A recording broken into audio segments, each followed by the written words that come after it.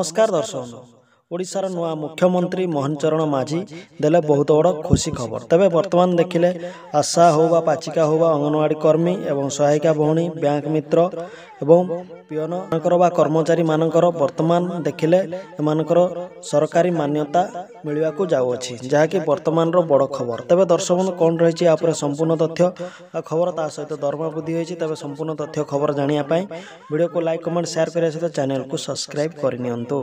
तेबे दर्शक आपण माने वीडियो माध्यम देखा पाउथबे एक नोटिस रे कोन लिखा है देखंतु।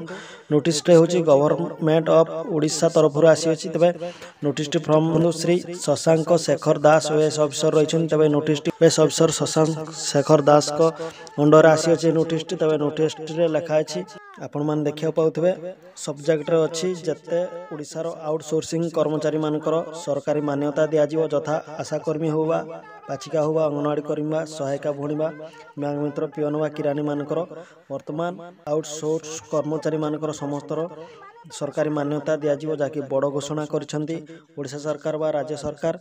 ता सहित एमानकर मध्य दरमा वृद्धि हो जा गोटे बड़ अपडेट्स बा बड़ घोषणा करिसेंती आपण मानकर नुआ मुख्यमंत्री मोहन चरण माझी।